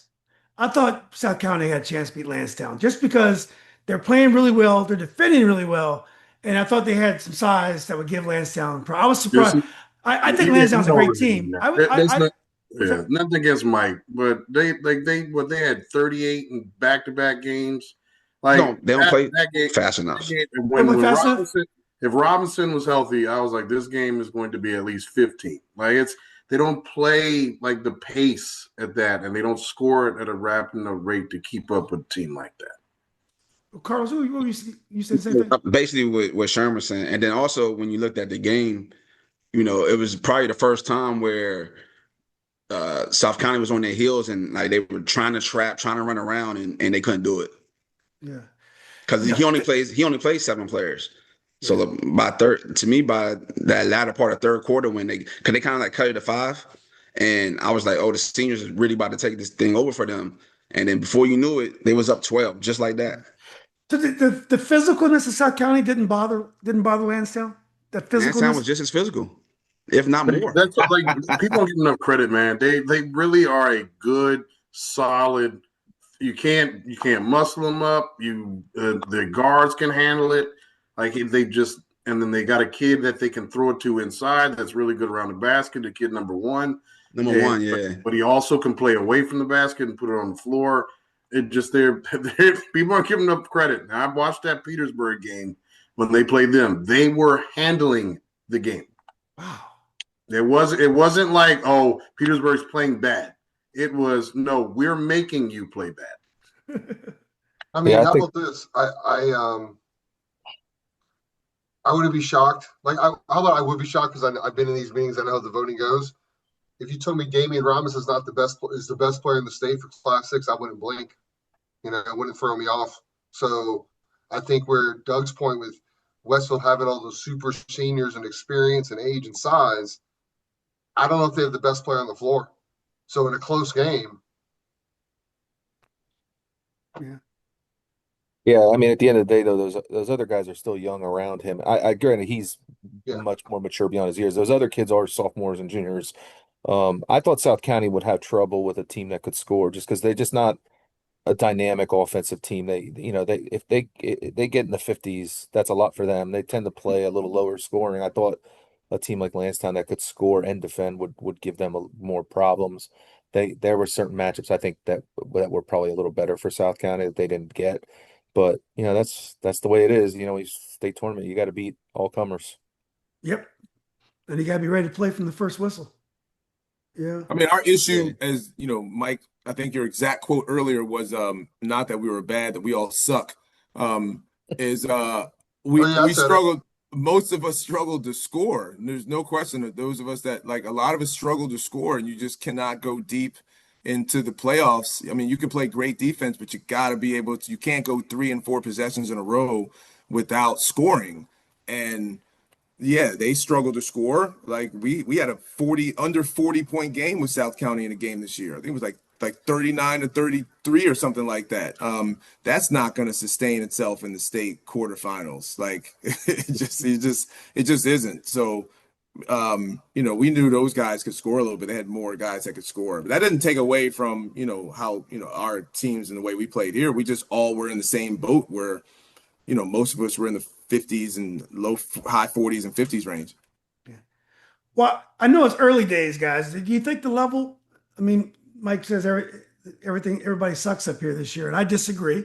But do you think it's going to bounce back next year? Yes. Yeah, for sure. There was a lot of young talent this year on teams. I mean, Carlos is starting a freshman. There's a lot of guys starting sophomores. There's a lot. I thought, yeah, I think this was a class of 26. I said it like 3 years ago. Like these guys are wilding. These kids are wilding. I think it was a little bit of that, and they're out of there. And now, yeah, I think it'll be go on its way back next year. Guys, everyone agree? Yeah. I mean, like, so there's a lot of young kids that were playing on some teams that obviously, I know Mike played a lot of young guys this year. Los had talk about the freshman point guard, but then he started two guard that was a sophomore. So it's a lot of young kids that were playing a lot of minutes, and then you're going to start to see, the growth of those kids. When we talked about this game and Kevin having all the seniors, but I've said it before, Landstown's kids have the same level of experience playing the state tournament as those kids. They've played the same amount of games in the playoffs. Right, exactly. So some of those kids that are juniors have been in the state tournament every year they've been in high school. So, it's not one of those things like we're looking at an inexperienced, youth-driven team. Like they're experienced, they're just young. And I'll tell you what, Dame Robinson don't play like he's a 10th grader. So, yeah. All right, quickly, guys, give me your top two teams early days for next year. Any classification. Landstown would be number one. They bring back everybody. Landstown and Woodson. Yeah. He has everybody back. He lost Ryan. Oh, yeah, he has everybody back outside of Ryan. We're terrible. Tell everybody we're terrible. Doug, aren't you working on something secret too? No, I'm not working on anything. I'm trying to figure out how. No, we have a lot of guys back, but that doesn't I mean see where you anything go with this, Carlos. How about you, Coach Des? Who's your top two teams for next year? I really look Lansdowne because they should be bringing people back, and then Doug had a lot of young kids that were good, and you never know what's going on over there in Woodson, man. You never know what's gonna shake out. Yeah, Edison brings a lot of guys back too. That's true. Yeah, Edison Carlos and Edison both bring a lot of guys back. You lose Denari though, which going to hurt them. Well, we lose Ryan. Everybody loses guys. Nobody brings everybody back. Who you got, House? I don't disagree with anything anybody's saying there. Yeah, I don't disagree. I would probably go with similar. I thought one of those like Yorktown teams. I thought they had some young guys too. That's one of those one of the teams. I think Marshall is mostly seniors, but Marshall brings back 4. I thought those guys were. Oh yeah, okay, all right. So I mean, Marshall's two best players are juniors. They got a big Jackson taste. Frazier and Trey are juniors. I tell you, want to see how many Westfield kids are seniors? I know the younger brother kid is not. He's a sophomore. How many of those kids are seniors? All of them. Yeah. Everybody else that plays, other than Kevin's son. Okay. You want a team. Right. You want a team that got really improved. I thought at the end of the year, that's really young. Fairfax. They got a lot of young. They literally bring back everybody. Like Fairfax was the tallest team we played this year. I told people that a lot. Like I knew. That was going to be something different for Hayfield to have to deal with. Facts. The amount of the length. People just on NFHS, you can't tell until you get out there and see every one of these kids is 6'4". You see it right up and close in person. Yeah, they're all lots of them sophomores, juniors. Yeah, they're very, very long, tall. There'll be a problem. I forgot. That's a good call, both of y'all. That's a good call. I forgot about them. They will be good. If you go into next season thinking of a team like Westfield, like we all thought of Westfield this year, right, being that team with all those seniors, it would have to be Landstown. Like obviously they bring back everybody, and Dwight's son Damian could be the best player in the state. I mean, he's that good.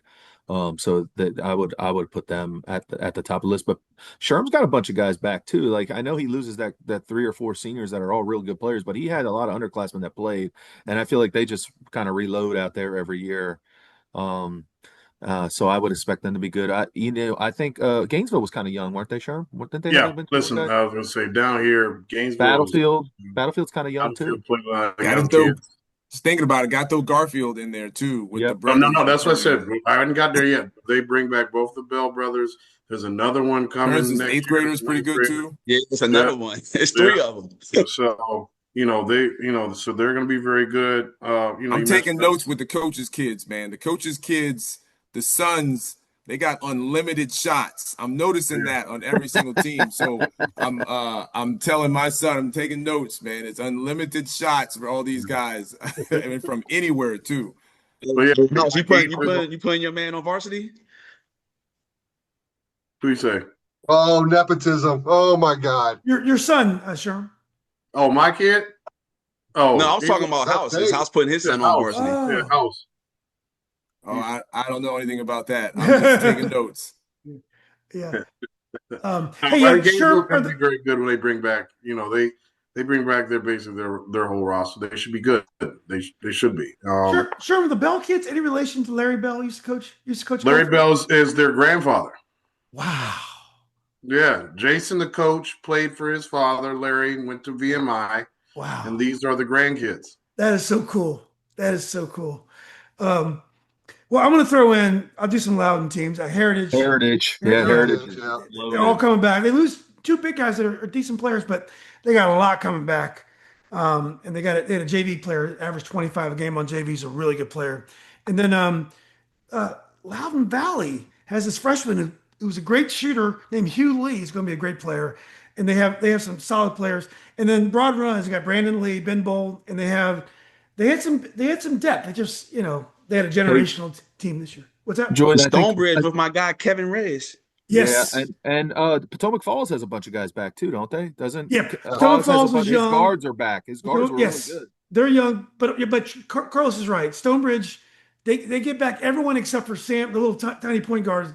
He's gone, but the football coach's son's will be a junior. They got Reyes. They got this kid. Oh God, I can't think of all the names. They play really fast. They play really fast. They do. They do. They had a good year. I mean, again, Yeah. Coach Kent Kling did a does good a good job. job out there. Coach Kling does a good job out there Yeah. with them. no doubt. No doubt. Yeah. Stonebridge is going to be great in football, too. I didn't know we were doing like all the classes, but yeah, you got to throw Heritage. They were probably a year away. I mean, you bring everyone back, you make that run. You could say they were the best. Well, I don't think you'd say it. I think they were easily the best team in Loudoun when it all separated themselves and the ashes settled or whatever. And they all come back. So Ben should, he's a good coach. He has some college coaching experience, right? So Yeah. he gets them in. He keeps them hungry, keeps them humble and hungry. And they're all on the same AAU team. Yeah. Right. Since they were kids. That's crazy. Yeah. You don't really see that too. You don't see that too often. Yeah. I think Heritage could have played Westfield very tough. I mean, I'm not saying They they did could play. be. Did they play? They scrimmaged and it was a tie, but Heritage is very good. They defend. They're very long. They got really good is guards. they only have one guy who can shoot the ball. Really, that's Mason Miller. Everything goes inside with them. Jordan Garland's going to be a heck of a player. But yeah, I don't want to. Their point guard, Dylan Williams, Eric Williams' son's good play. They're very good, and they're going to be better next. Yeah, they're going to be really good next year. So, well, guys, this has been great. I appreciate you joining me. It was kind of a last minute thing. Covered a lot of ground. Anyone have any parting thoughts for this session? I don't know if I'm allowed to say this or not, but I'm going to do it anyways. It took like 3 years, maybe 4, but me and Doug are going to a barber just before spring breaks over. You're going to see a redo Doug. He's going to be committed to a different look next year. It's going to be exciting. I'm going to grow my beard. He's going to cut his. Doug, I know I wasn't supposed to say anything. It ruined the surprise, but yeah, Doug's going to clean his act up going into next year. I can promise you that none of this is going to actually happen because I don't care about any of it. Say, I want to I mean, it's throw probably a really. conversation to have once the actual off season happens. Like all the new rules that they're trying to put in place for basketball, like strictly basketball, is just annoying and making things tough for us. Like I can't wait to have those conversations after we're supposed to be meeting with Horn at one point in time this off season. So once that happens, we'll be able to talk about it more. Well, how can Petersburg do all this stuff and none of us can do it? I don't. Oh, come on, come on. But yeah, I'll bring that up. House, would you put this Yeah, out? I actually I would agree. Like lots of new rules that are going on. We certainly should chat about that. I also want to, I've been involved with the girls side now for a while. My daughter's a senior, just graduating now, just finished, and what had a chance, like, the gift and the curse of us losing was I got a chance to see her play all of her postseason, games, regional and state tournament games, and had we won and playing at the same time, would have never got a chance to see the girls play. And I just think that's terrible that we're splitting our fan bases up, and it's making, it doesn't make the girls feel as strong as they should feel when the fans are going to almost always choose the boys' games to go to. But some of the postseason refereeing that I saw overall, there was a couple postseason games, even in the boys' side, that I was like really shocked at, like the crew that was out there. And it's not that they did an awful job, but it was just like we want to see an A crew when it's postseason, when it's semifinals, when it's state, it should see that. But I saw some of the girls' crews. I saw a couple championship games, and I had to say I don't know for sure if it would have been the same way if it was a boys' game. And having now been a part of watching, girls basketball a lot more in the last 4 years than I probably had ever watched. Not even going to lie about that. Getting a really better understanding of, I'm not sure it's really equal with regards to putting out the best product on the floor for to officiate all of our games. I don't see that the girls are getting the number one slot for the best game, even if it's a fast game or a slow paced game. It doesn't seem like for the boys' side, it seems like it's almost, you can tell if it's two really fast physical games, you should have a crew that should be able to officiate that game. And it doesn't seem like that's the same mental concept going into the girls. I wish it would be better. I just wanted to shout that out for the girls as we get off here. Wow. I will say, Coach, it is tough. And I know that some of the rest probably don't want to work girls ball, even though it's great basketball. So I don't know. There's politics involved. To me, officiating was better this year than it was last year. But there were times when I saw some referees that I thought I would not have picked that guy for this game. And I saw that, more than a few times. But I did see I saw a couple of games that I thought the crews had really strong games. Difficult games, and they did strong. I remember the referees that did the Broad Run Tuskegee game. This was a big game because that was an elimination game, and both teams are great. And I wonder who they were going to send. And these guys did a phenomenal job. It was a father-son team and someone Which else. association? What's that? What association? It was Cardinal. Oh, okay. That's what they use out there? Yeah, they just did a great job. But I think there are some crews. There was a girls' game. There were some challenges. I'm not necessarily trying to knock even individual referees, but like as we all know, there's A level, B level, C level referees. Like we recognize that, and we recognize there's a 3-person crew, and that, if you get an A and then 2 C's, sometimes that works. If you get 3 B's, that'll work. But sometimes when you walk out there, I mean, actually Doug and I think we talked in a game before one of our games, and we were like, who's the A guy? Like who's the lead guy? We couldn't tell in our game at that time. It wasn't like an early January game too, I think, Doug. It was I think both of us may have been like 5-0 or 5-1. So it was a pretty important game in the conference, and we couldn't tell like who was the main person. So that person who is now catapulted to be the main person is out of that person's element. And it's almost like not fair to that referee to put them in a position there where that's not even that's not who they are, so that was a little disappointing to me to see that. I thought the refereeing, I didn't think it was worse than last year. I thought last year we got in here and talked about it wasn't good. And I didn't think it would. I thought it was a little bit better this year. I just think putting the crews together, I think should be, I wish it would be a little bit better. Yeah, I don't know. There's probably still a shortage, and they're probably doing the best they can. Again, I saw some tremendous officiating this year, and of course, there's some games didn't go so well, but That's the way it Ever goes. scratched a guy before? I'm scratching one that's Yeah, is that never right? coming to Hayfield ever again. Ever. Oh God, was it? But Yeah, Dave. Dave, did you ever scratch that guy from the year before? Oh no, no, I no. didn't have him though. Interesting enough, I didn't have him. I didn't scratch him, but I didn't have him, which is weird because I typically do. But I had a referee that called a technical foul on my player this year for laughing. He said he laughed. He laughed. And that was the actual explanation that the guy gave. He was like, yo, he laughed at him. I can't have that. I was like, he didn't say a word. He didn't say a word. And he was like, nah, he laughed at him. And that was his explanation for the technical foul. So I hope he's watching. We can't always read, the signatures of referee. But I hope the ref is watching that gave my guy a technical foul for laughing because my kid is a happy kid, and you shouldn't don't technical foul him for being a happy kid. Yeah, yeah, yeah. No laugh. Dave, Coach, you got some physical players though. Could it be a laugh and an elbow? Just Nope.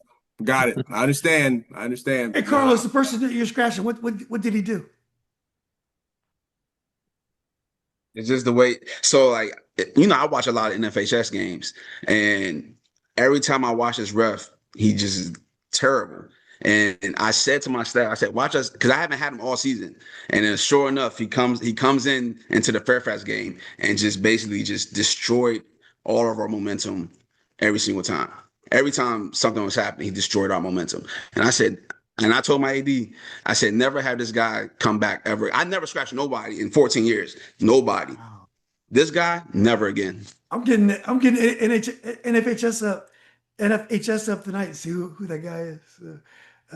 Sherman, I thought in the Lansdowne game, you had that tall ref that used to work up here. I like that guy. He used to work up here. Now he's down. I guess he's down there now. The real tall guy. Yeah, he's pretty good. He's a good ref. Pretty good. Yeah, he does a good job. We had a couple clashes early on, but we came to a pretty good understanding by the end of it. And I hear guys talking about the refs and everything else like that. Listen, I'm sure a lot of those games, there's guys lined up that are supposed to be in those games. And then you get closer to those games and those guys aren't available. Like it happens. Like they, just talking with our guys down here, and you wonder why these people show up. This person had this person doing a college game that night. This person, it's unfortunate because you get a lot of crews that you're like, how is this a crew for tonight? Like, why are you guys here for this game? It's not a level game for you. And you're happy with Bull Run, Sherman? I mean, they did a decent enough job. There obviously, things here or there. Block charges always seem to be the biggest, issue for referees. But, I think they did a good job. And more importantly, this year, it was easier to talk to them. Yeah. In years past, I feel like they've been a little bit more sensitive to conversations that they were better at this year, which, is appreciated because I can be mad, but at least if I get some sort of explanation, I don't have to be. You know how I get on you about the flopping? Hey, man, the Patriot Landstown game had some of the most egregious flops I've ever seen in my life. It was crazy. Is that right? I only saw the fourth quarter. Yeah. It was wild. It was, I think they called one too. Like on the ball flops though, on the ball. Yeah, they called it. They called. I think I only saw about 3. I know Yeah. we had 2. I remember one in holiday tournament. The first time I was like, oh man, I didn't even know what that signal was. And I think I only saw a couple other ones. It was supposed to be the point of emphasis and the amount of kids that flopped and it wasn't called. That's Yeah. Wow. Hey, they called one on each team, but shit, Landstown flop. Yeah, it was crazy. Don't get me started. It's okay.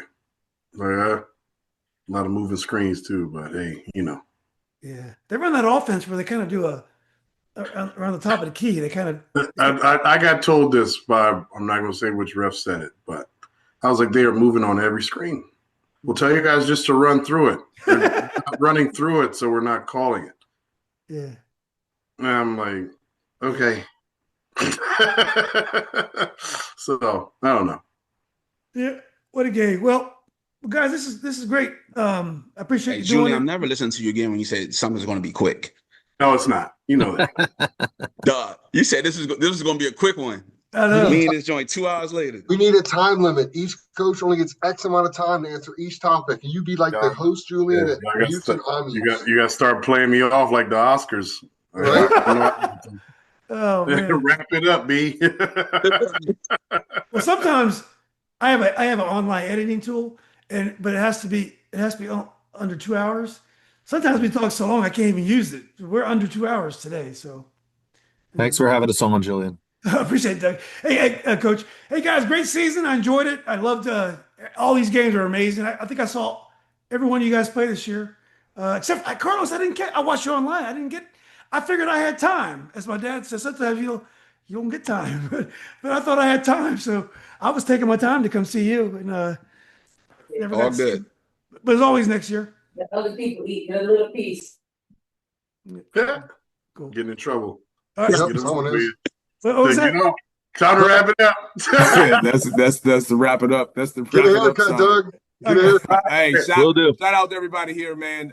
Really, really tough years this year, everybody. And it's, people that are watching don't know, the end of the year is tough because now we all got to, get grinded up for 7 months before we get started again.